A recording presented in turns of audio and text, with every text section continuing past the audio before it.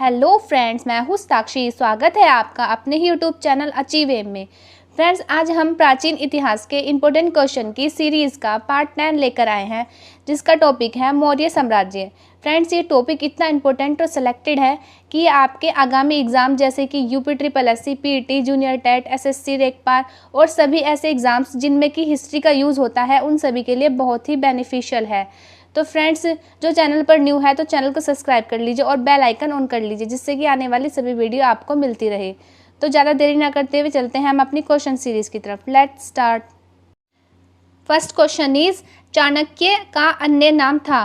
तो चाणक्य का अन्य नाम क्या था दोस्तों? चाणक्य का अन्य नाम विष्णुगुप्त था। Option B is a right answer.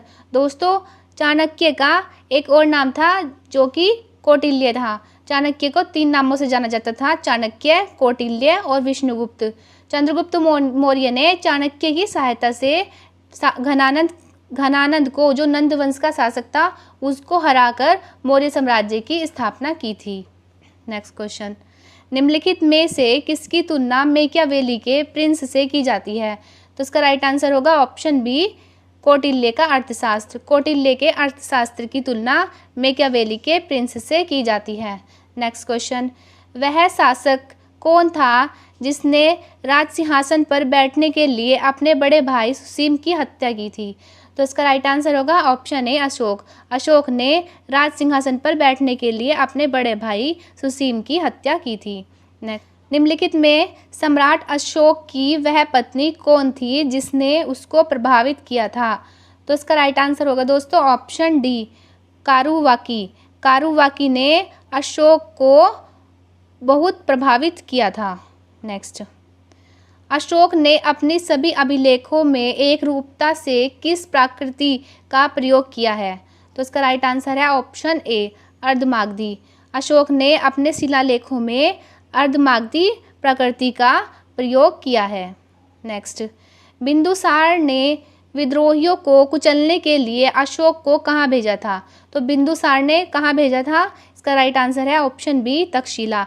Bindusara ने विरोधियों को कुचलने के लिए अशोक को तक्षशिला में भेजा था। और जो बिंदुसार है वो अशोक के क्या है? वो अशोक के पिता है। ठीक है। नेक्स्ट, निम्नलिखित में से वह व्यक्ति कौन है जिसका नाम देवनाम प्रियदर्शी भी था? तो इसका राइट आंसर होगा ऑप्शन ए, मौर्य सम्राट अशोक। मौर्य सम्राट अशोक को देवनाम प्रियदर्शी के नाम से भी जाना जाता है। नेक्स्ट, निम्नलिखित में से प्राचीनतम राजवंश कौन था? तो इसका राइट आंसर होगा ऑप्शन ए, मौर्य, जिसकी स्थापना चंद्रगुप्त मौर्य ने नंद वंश के शासक घनानंद को हराकर की थी। नेक्स्ट क्वेश्चन, कौटिल्य चाणक्य किसका प्रधानमंत्री था? तो इसका राइट आंसर होगा ऑप्शन बी, चंद्रगुप्त मौर्य। कौटिल्य जो चाणक्य था वो चंद्रगुप्त मौर्य का प्रधानमंत्री था और इसी की सहायता से ही चंद्रगुप्त मौर्य ने मौर्य वंश की स्थापना की थी। नेक्स्ट क्वेश्चन, कलिंग विजय के उपरांत अशोक महान ने निम्नलिखित किस धर्म को अंगीकार कर लिया था?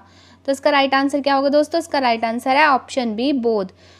कलिंग विजय के उपरांत अशोक महान ने बौद्ध धर्म का अंगीकार कर लिया था और इस बौद्ध धर्म के अंगीकार के बाद अशोक ने युद्ध करने छोड़ दिए थे।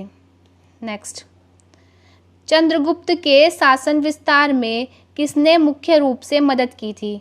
तो इसका राइट आंसर कौन सा होगा? इसका राइट आंसर है ऑप्शन सी, चाणक्य। चंद्रगुप्त के शासन के विस्तार में चाणक्य ने मदद की थी। नेक्स्ट, सांची किस कला व मूर्ति काल का निरूपण करता है? तो इसका राइट आंसर होगा ऑप्शन बी, बौद्ध। सांची जो है वो बौद्ध कला व मूर्ति कला का निरूपण करता है। नेक्स्ट, प्राचीन भारत का वह प्रसिद्ध शासक जिसने अपने जीवन के अंतिम दिनों में जैन धर्म को अपनाया था?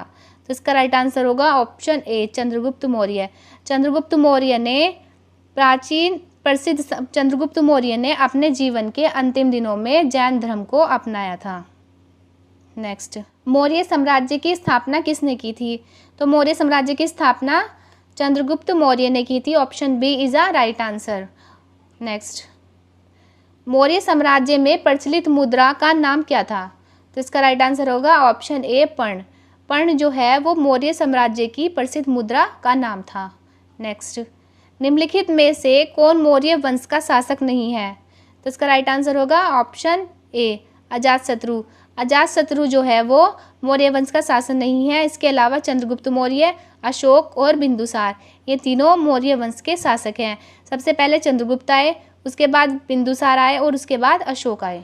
नेक्स्ट, निम्नलिखित में से अशोक का उत्तराधिकारी कौन था? तो इसका राइट आंसर होगा ऑप्शन ए कुणाल। कुणाल जो था वो अशोक का उत्तराधिकारी बना था। नेक्स्ट, मुद्रा राक्षस का लेखक निम्नलिखित में से कौन है? तो इसका राइट आंसर होगा ऑप्शन बी विशाखदत्त। मुद्रा राक्षस का लेखक जो है वो विशाखदत्त है। नेक्स्ट, मालवा, गुजरात एवं महाराष्ट्र किस शासन ने पहली बार जीते? तो मालवा, गुजरात और महाराष्ट्र, यह किस शासक ने जीते? यह जीते हैं चंद्रगुप्त मौर्य ने। चंद्रगुप्त मौर्य ने क्या जीता है? मालवा, गुजरात और महाराष्ट्र, याद कर लीजिए दोस्तों। नेक्स्ट क्वेश्चन, किसके सहिष्णुता, उदारता और करुणा के त्रिविध आधार पर राजवंश की स्थापना की? तो इसका राइट आंसर होगा ऑप्शन ए अशोक। अशोक ने सहिष्णुता, उदारता और करुणा, इन त्रिविध के आधार पर राजवंश की स्थापना की थी। नेक्स्ट, निम्नलिखित किस शहर में अशोक के शिलालेख नहीं है? तो इसका राइट आंसर कौन सा है दोस्तों? इसका राइट आंसर है ऑप्शन सी पाटलिपुत्र। पाटलिपुत्र में अशोक के शिलालेख नहीं है। नेक्स्ट, अर्थशास्त्र का लेखक समकालीन था। तो अर्थशास्त्र का लेखक कौन थे? अर्थशास्त्र के लेखक थे कौटिल्य। और इनके समकालीन कौन थे? इनके समकालीन थे चंद्रगुप्त मौर्य। तो इसका राइट आंसर होगा ऑप्शन बी। और अर्थशास्त्र में क्या हुआ था? अर्थशास्त्र में मौर्य साम्राज्य की राजनीति का वर्णन था। नेक्स्ट, मौर्य काल में शिक्षा का सर्वाधिक प्रसिद्ध केंद्र था। तो शिक्षा का सर्वाधिक प्रसिद्ध केंद्र कौन सा था? इसका नाम है तक्षशिला। तक्षशिला को मौर्य साम्राज्य में शिक्षा का प्रसिद्ध केंद्र माना गया। नेक्स्ट, मेगस्थनीज की पुस्तक का नाम क्या था? तो मेगस्थनीज ने कौन सी पुस्तक लिखी थी? उसका राइट आंसर है ऑप्शन डी इंडिका। मेगस्थनीज ने इंडिका पुस्तक लिखी थी। यह बहुत ही इंपॉर्टेंट क्वेश्चन है। और इंडिका में क्या था? इंडिका में मौर्य साम्राज्य के प्रशासन, समाज, अर्थव्यवस्था, इन सभी पर प्रकाश डाला गया था। नेक्स्ट, जिसके ग्रंथ में चंद्रगुप्त मौर्य का विशिष्ट रूप से वर्णन हुआ है, तो वह कौन सी है? इसका राइट आंसर है ऑप्शन सी विशाखदत्त। विशाखदत्त में चंद्रगुप्त मौर्य का विशिष्ट वर्णन किया गया है। नेक्स्ट, वह स्रोत जिसमें पाटलिपुत्र के प्रशासन का वर्णन उपलब्ध है। तो इसका राइट आंसर होगा ऑप्शन सी इंडिका। इंडिका में पाटलिपुत्र के प्रशासन का वर्णन है। इंडिका में पाटलिपुत्र, ना कि केवल पाटलिपुत्र, मौर्य साम्राज्य का भी वर्णन किया गया है। नेक्स्ट, अशोक के शिलालेखों में प्रयुक्त भाषा, यह भी बहुत इंपॉर्टेंट क्वेश्चन है, इस पे स्टार लगा लीजिए। अशोक के शिलालेखों में प्रयुक्त भाषा कौन सी है? इसका राइट आंसर है ऑप्शन बी प्राकृत। तो कौन सी भाषा यूज करी थी? प्राकृत भाषा प्रयोग में लाई थी। नेक्स्ट, निम्नलिखित में से किस मौर्य राजा ने दक्कन की विजय प्राप्त की थी? तो इसका राइट आंसर होगा ऑप्शन बी चंद्रगुप्त। चंद्रगुप्त ने दक्कन की विजय प्राप्त की थी।